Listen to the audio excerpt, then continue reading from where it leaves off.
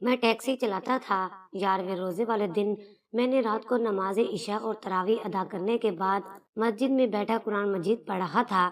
मैंने कुरान मजीद पढ़कर अलमारी में रखा तो सामने मेरी नजर अपने दोस्त सरफराज पर पड़ी, जो किसी परेशानी में बैठा हुआ था। मैं उसके करीब गया और पूछा, क्या बात है भाई? तीन तीन बीवियां होने के बावजूद भी आप घर क्यों नहीं जा रहे? क्या कोई परेशानी है? तभी सरफराज भाई ने मुझे जो बात बताई वो सुनकर मैं भी परेशान हो गया।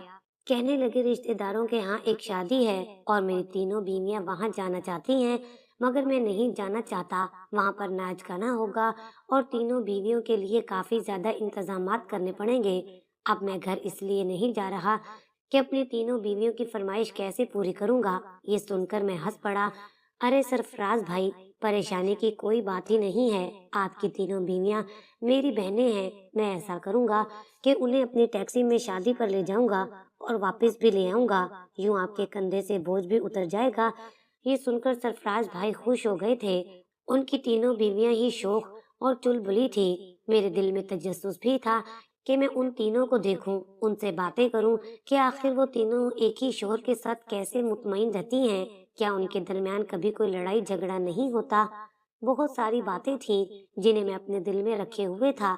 मेरे जहन में तजस्सुस भी बहुत था और मैं सरफराज भाई का बोझ भी बटाना चाहता था।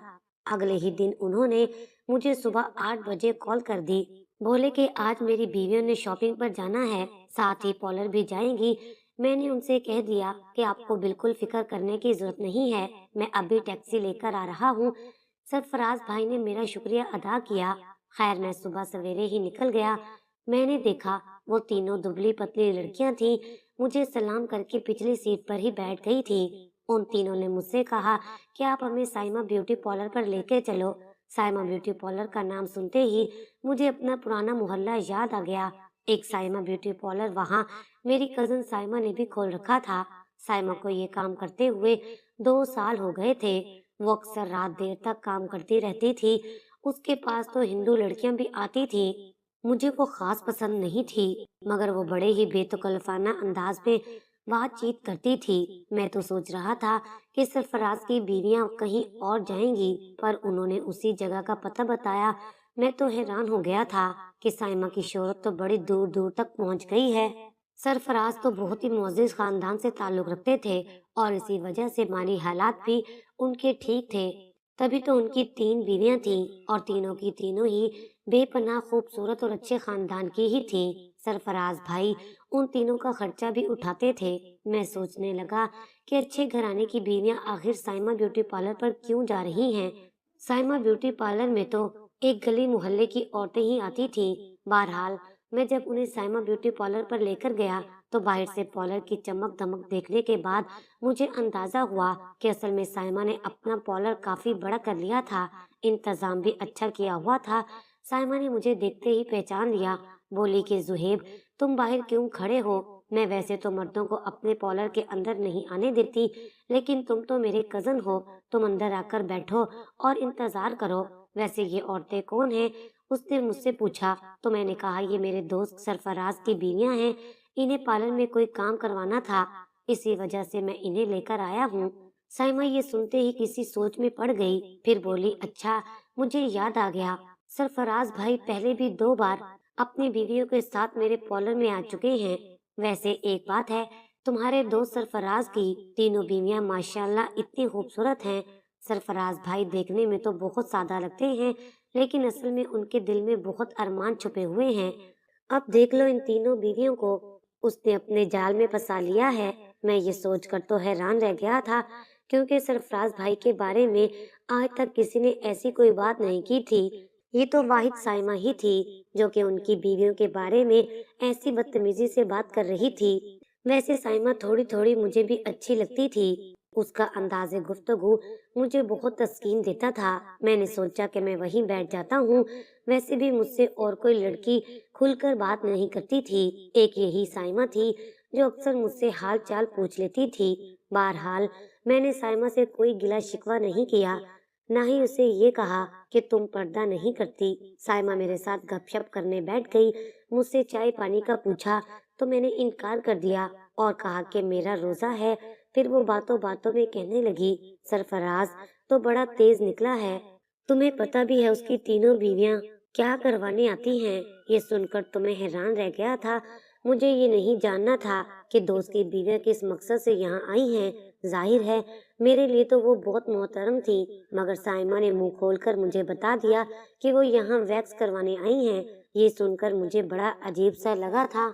मैंने साइमा से ये नहीं कहा कि मुझे ऐसी बातें ना बताएं, मगर मैं हंसा नहीं था और ना ही मैंने अपने चेहरे के तासुरात ऐसे दिए थे कि साइमा की मजीद हौसला अफजाई होती। थोड़ी देर के बाद साइमा अपना काम करने चली गई, मगर अभी मुझे यहाँ 10 मिनट ही गुजरे होंगे कि साइमा वापस आई और कहने लगी, जल्दी से अपना मोबाइल फोन दो।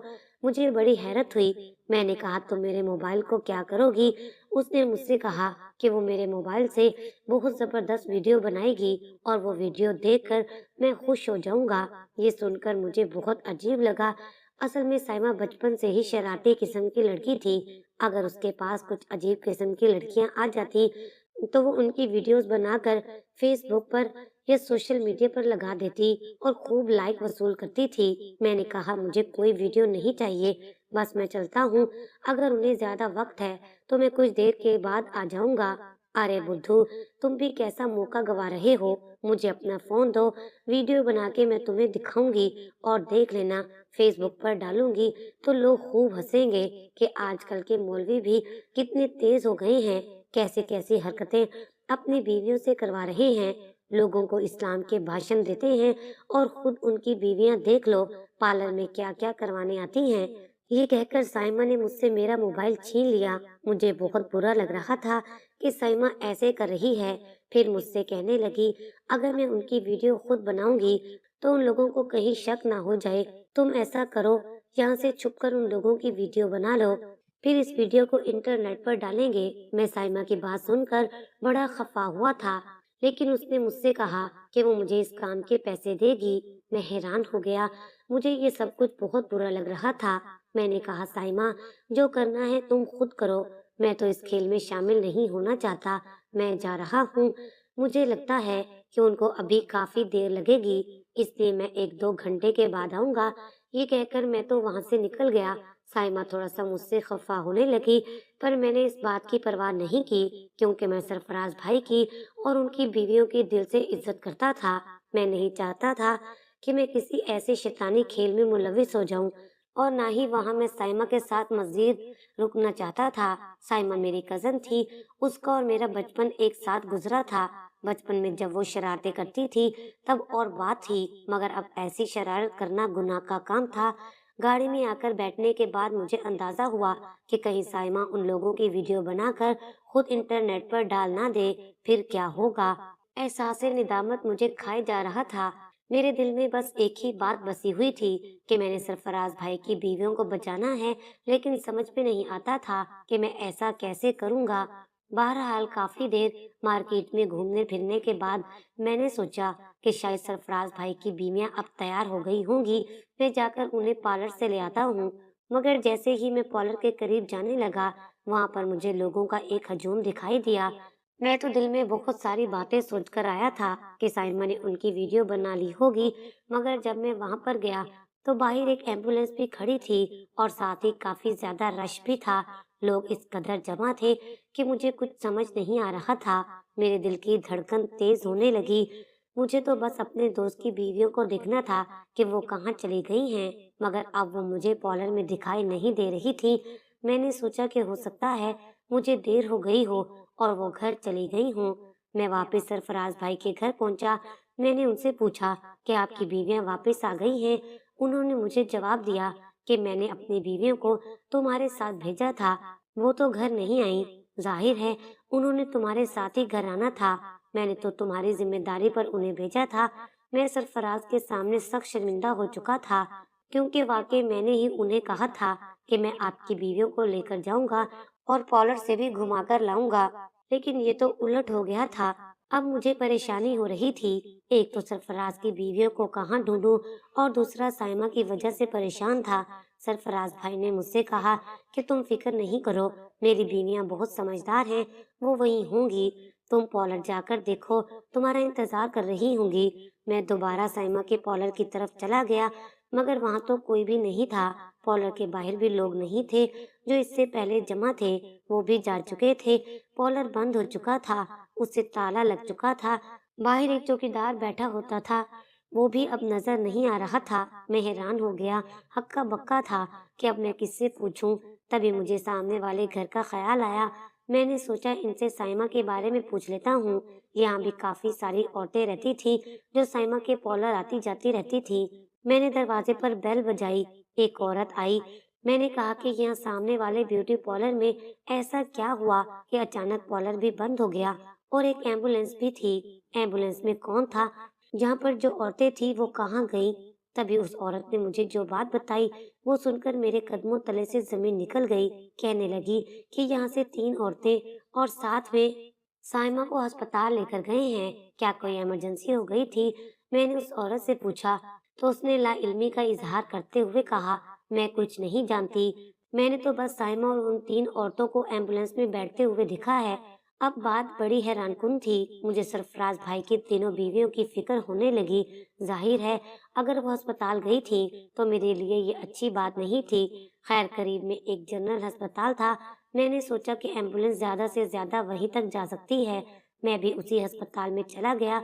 मेरी नजर सरफराज भाई की बीवियों को ढूंढने पर थी, मगर ना ही मुझे उनके नाम आते थे और ना कोई और पहचान थी। बस उन तीनों ने काले रंग के बुर्के पहन रखे थे और मैं इसी एतबार से उन्हें पहचान सकता था।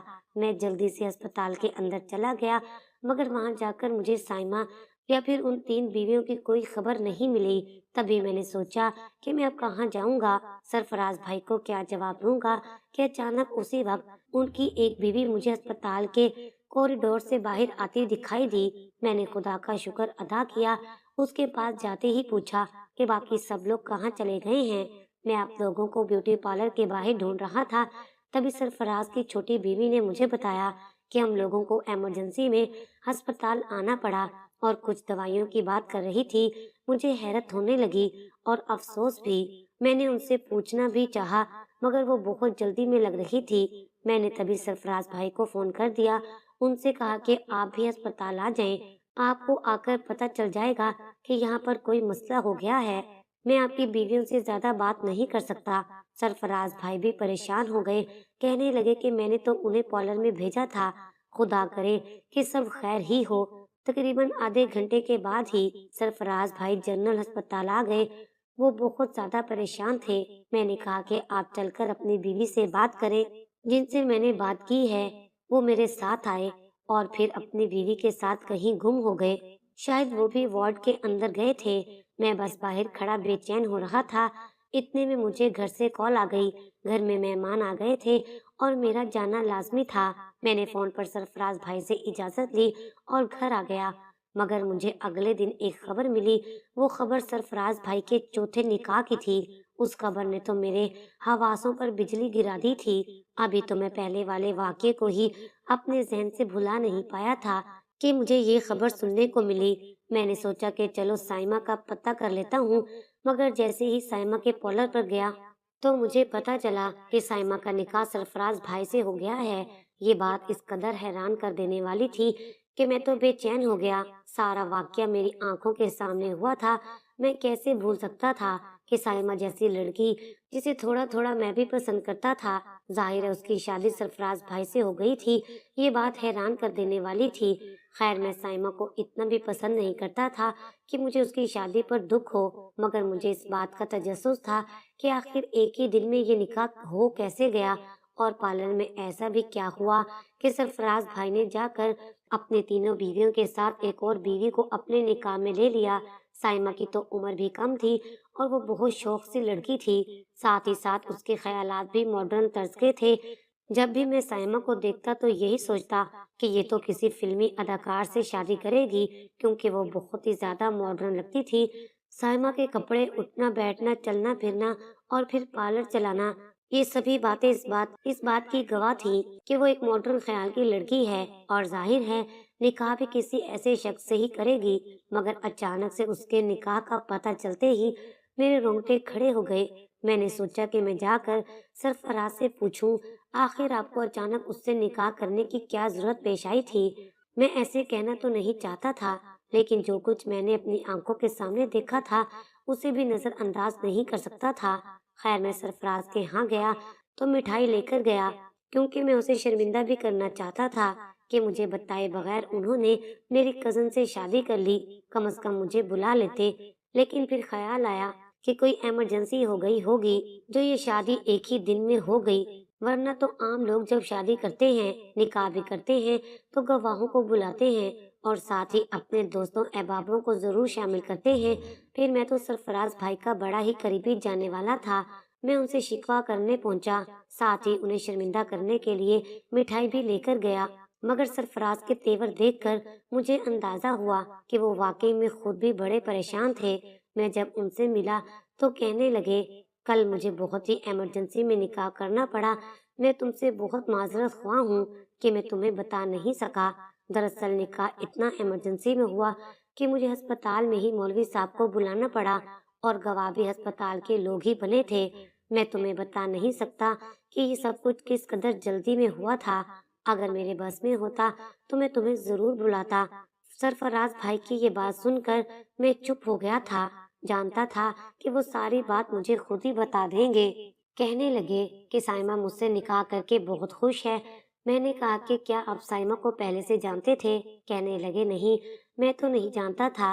अलबत्ता मेरी छोटी बीवी तुम्हें सारी कहानी सुनाने को तैयार है। कल जो कुछ उसने वहां पर देखा बड़ा हैरान कुन था।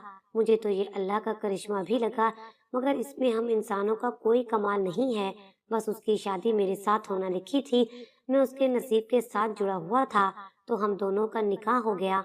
मजीद सारी कहानी साइमा और मेरी छोटी बीवी तुम्हें बताएंगी। तुम अंदर आ जाओ। मैं सरफराज के साथ उसके घर में चला गया। कुछ देर बाद साइमा मेरे सामने आ खड़ी हुई। उसका वजूद सर से पांव तक काली चादर में ढका हुआ था। उसे यूं देखकर मैं हैरान रह गया था। एक ही दिन में साइमा की कैसे काया पलट गई थी। उसे देखकर तो मेरी हैरत की इंतहा ना रही। तभी साइमा ने जो बातें मुझे बताईं, वो सुनकर मेरे कदमों तले से जमीन निकल गई और आसमान मेरे सर पर आ गिरा था। वो कहने लगी कि जुहेब, मैं बहुत खुशकिस्मत हूँ जो मुझे सरफराज जैसा शोहर मिला है। अगर मुझे सरफराज जैसा शोहर नहीं मिलता तो शायद मैं अपनी जान ले लेती, जैसे कि मैंने कल अपनी जान लेने की कोशिश की थी। मुझे साइमा की बात सुनकर बड़ी हैरत हुई थी। क्यों आपने अपनी जान लेने की कोशिश की थी? साइमा, तुम्हें ऐसा भी क्या मसला दरपेश आया था कि तुम्हें ये हरकत करना पड़ी? तुम तो ऐसी लड़की नहीं थी। बस कहते हैं कि इंसान को हमेशा दूसरों के बारे में अच्छा सोचना चाहिए, खासकर उन लोगों के बारे में जो लोग अल्लाह के करीब होते हैं। कभी उनसे बदला नहीं लेना चाहिए, ना ही उनका मजाक उड़ाना चाहिए। याद है जब कल आप मेरे ब्यूटी पार्लर पर सरफराज की बीवियों को लेकर आए थे, तो मैंने आपसे कहा था कि मैं इनकी वीडियो बनाऊंगी। मुझे तो कल तक सरफराज बहुत बुरे शख्स लग रहे थे, लेकिन आज मैं उनकी बीवी हूँ। ये अल्लाह ताला का ही मौजज़ा है।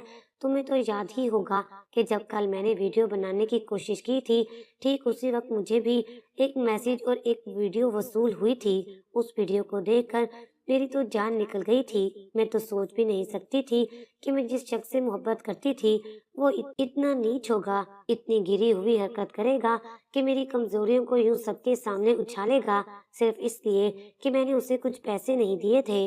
आप तो जानते हैं कि पार्लर चलाने के बाद से मेरे काफी ज्यादा पैसे आ गए थे। मैं कैसे कमा रही थी। मैं जिस लड़के को पसंद करती थी उसने भी मुझसे पैसे मांगना शुरू कर दिए थे। पहले तो मैं देती रही, और जब पैसे देना बंद किए तो उसने मेरे साथ ये हरकत कर दी। मेरे माँ बाप को भी वो वीडियो दिखा दी। मैं एक नईम नामी लड़के से मिलने जरूर जाती थी, मगर मैंने उसके साथ कभी कोई गलत हरकत नहीं की थी। लेकिन उसने मेरी झूठी और बेहुदा वीडियो बनाकर सबको दिखा दी। वो मुझे ब्लैकमेल कर रहा था। मेरे माँ बाप ने मुझे घर से निकाल दिया था, लेकिन इससे पहले कि कुछ होता मैंने अपनी जान लेने की कोशिश कर दी। मैंने जहर खा लिया था, मगर उसी वक्त सरफराज की बीवियों ने मुझे वहां से उठाकर अस्पताल ले जाने की कोशिश की और वक्त पर अस्पताल पहुंचने से मेरी जान बच गई। इनका बहुत शुक्रिया। इन्होंने मुझे एक नई जिंदगी दी। जब मैंने इन्हें कहा कि अब इस माशरे में मेरी कोई इज्जत नहीं रही, कोई भी मुझसे शादी नहीं करेगा, मुझे मर जाना चाहिए, तब बचाए मुझे बुरा भला कहने के। इन्होंने मुझसे कहा कि सरफराज तुमसे निकाह करेंगे, और उस वक्त मेरा बाप जो मुझे खा जाने वाली नजरों से देख रहा था, उसे भी यही ठीक लगा। उसने मौलवी बुलाकर अस्पताल में ही मेरी शादी सरफराज के साथ कर दी। साइमा की बात सुनकर मैं सोचने लगा कि वाकई सरफराज के खुश इखलाक घराने का एक यही राज है कि वो जो भी काम करते हैं अल्लाह ताला की रजा के लिए करते हैं, वरना जो लोग अपनी हवस पूरी करने के लिए रंग बिरंगी औरतों से शादी करते हैं, उनका अंजाम तो बहुत बुरा होता है।